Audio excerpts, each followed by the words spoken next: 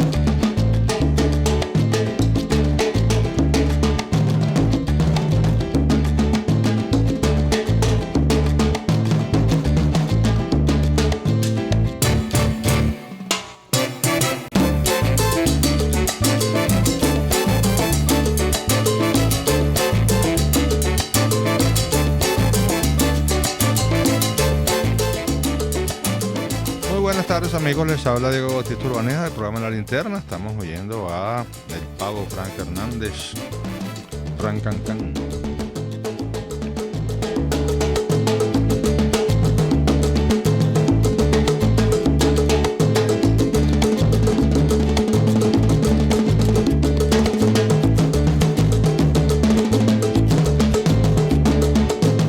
Dirección General de la Estación Jiménez Tares, en la gerencia de producción Willy Zarcaya, en la producción del programa Juliet Córdoba y en los controles Gregorio González.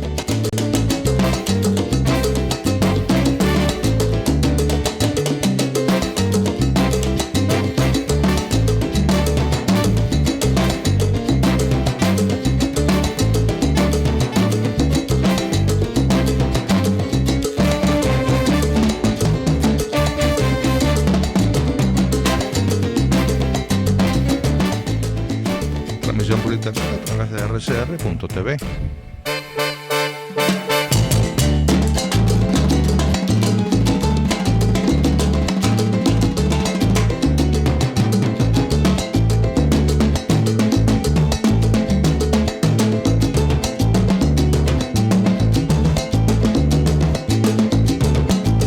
Muy bien, amigos, vamos a empezar nuestro programa. Vamos a hablar de toda la música que estamos oyendo.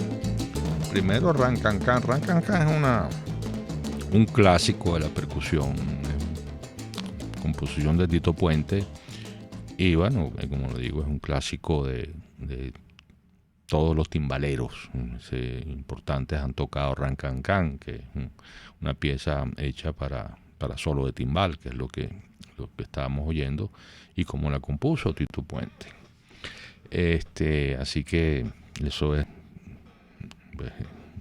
un magnífico mambo sería quizás, ¿no?, en términos de ritmo, pero sobre todo pues eso, un clásico para la percusión, en particular para los timbales. A veces Tito Puente, en vez de tocar timbales, lo grabó con vibráfono, que también es un instrumento de percusión, pero por supuesto es un sonido completamente distinto, pero también pues podría ser para vibráfono, y en definitiva cualquier instrumento de percusión podría acomodarse pues a la estructura de Ran Can Can, que está hecha para eso, ¿no? Y el Pavo Frank es una persona que yo recuerdo con muchísimo afecto. Creo que ya les he hablado de él, pero nunca está de más repetirlo porque lo recuerdo mucho, con mucho cariño. Él fue profesor de batería de mi hija, y vino aquí varias veces.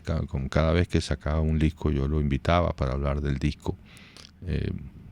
Falleció pues muy prematuramente, para quienes le teníamos afecto. Yo no puedo decir que yo era amigo del Pavo Frank, pero lo admiraba mucho como timbalero, como músico. Puede ser el timbalero más importante que ha tenido Venezuela. Llegó a tocar en Nueva York, alguna vez tocó en la orquesta de Tito Puente, alguna vez reemplazó a Tito Puente en la orquesta de Tito Puente. alguna vez que Tito Puente estaba enfermo o no pudo, por A o por B no podía estar al frente de sus timbales, pues alguna vez estuvo en ese lugar el Pavo Frank. Tenía un problema de visión muy importante. Al final de su vida ya estaba prácticamente, pues, digamos que ciego, veía muy poca visión. Y bueno, nada, nos dejó, pues, como digo, prematuramente hace algunos años. Y nunca grabó unos 3, 4, 5 discos muy buenos. Tenía una orquesta, armaba una orquesta para grabar sus discos que siempre sonó muy bien. Como orquesta venezolana sonó muy bien, tocaba jazz latino, tiene muy buenas piezas, muy buenas ejecuciones. Así que, bueno, recordando pues entonces al Pavo Frank Hernández.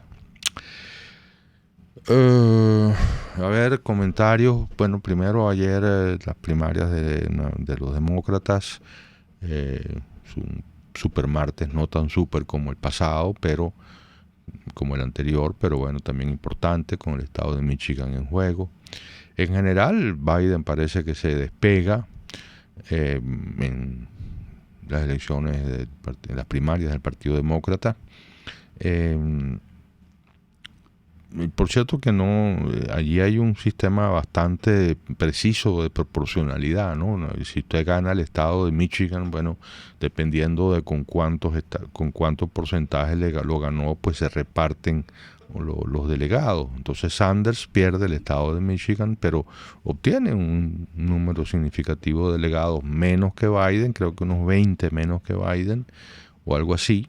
No sé, pero en todo caso obtiene de acuerdo al porcentaje que obtiene. Entiendo que Biden ganó con 53% de los votos o algo así, y Sanders obtuvo 39, 40. Entonces se reparten los delegados de acuerdo a esas proporcionalidades, cosa que no es como fulanito ganó California, entonces uno piensa que los 415 delegados de Cali, no.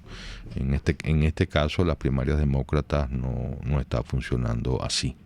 La regla es que se reparten proporcionalmente de acuerdo a los votos obtenidos por cada precandidato, como es lo lógico en realidad, ¿no? Lo otro es realmente muy injusto. Bueno, por el Partido Republicano no hay problemas.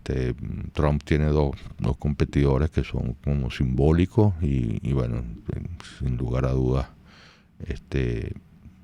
Trump va a ser, sin la menor duda, nunca ha estado en duda, candidato del Partido Republicano.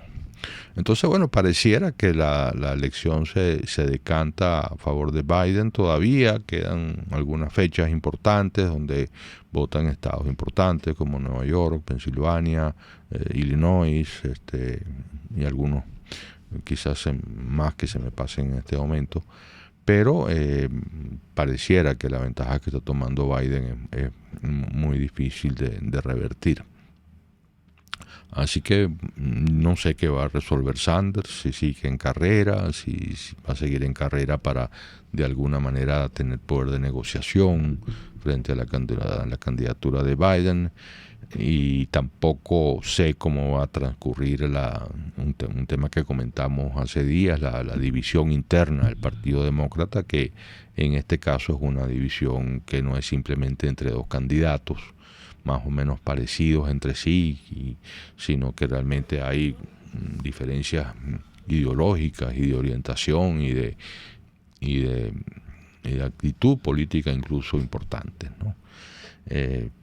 Entonces, bueno, estará la duda y veremos cómo se va despejando con el tiempo de si Biden termina siendo el candidato demócrata, como por ahora parece lo más probable, qué van a hacer los electores y qué va a hacer Sanders por una parte y qué van a hacer los electores de Sanders, porque yo creo que más o menos el comentario general es que, bueno, Biden es más o menos la continuidad de la política norteamericana tradicional, y mientras que Sanders ha planteado que significa un cambio más radical. Justamente por eso es que los demócratas, los jefes del Partido Demócrata, le tienen miedo a una candidatura de Sanders, porque temen mucho que el radicalismo de Sanders asegure el triunfo de Trump. Bueno, ya habrá que ir siguiendo el proceso, como siempre digo, con respecto a estas cosas.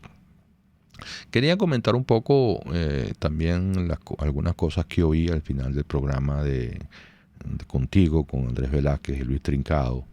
Luis Trincado recordaba algo interesante desde el punto de vista histórico y tiene que ver con el famoso Plan República.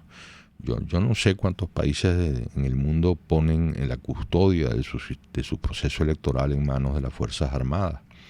Y Luis recordaba que eso tiene un origen preciso, ¿no? Histórico y político muy preciso, que es la necesidad que había en la década de los años 60, cuando estaba el movimiento guerrillero en funciones, e incluso en las elecciones de 1963 el movimiento subversivo amenazó con atacar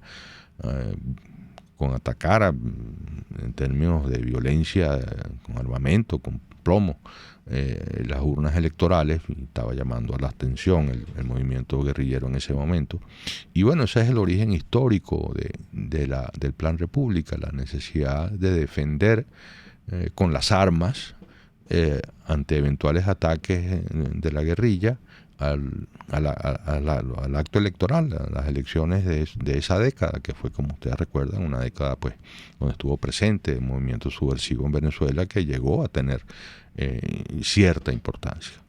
Entonces, bueno, ese es un origen histórico que ya no tiene razón de ser. Desde hace tiempo esa amenaza física contra el acto electoral dejó de existir, porque el movimiento guerrillero fue derrotado y pues, sin embargo, se mantuvo la práctica de la presencia militar en el proceso electoral, y es un anacronismo, y mucho más en este momento, como muy bien recordaban Andrés y Luis Trincado, cuando sabemos que la Fuerza Armada tiene una posición política muy definida a favor de la camarilla, y que de ninguna manera es un custodio confiable del proceso electoral.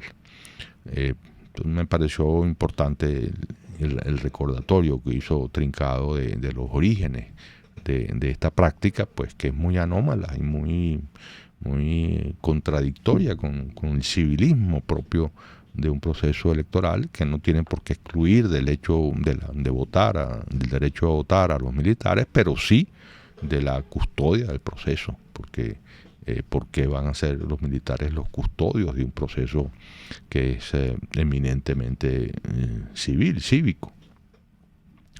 Bueno, me parecía importante, y también estoy muy de acuerdo con todos los planteamientos que hizo Andrés Velázquez con respecto a las condiciones y a las circunstancias que tendrían que rodear un evento electoral en Venezuela. Pero de eso podemos seguir hablando. Vamos primero a una pausa, y al regreso seguimos conversando de estas cosas.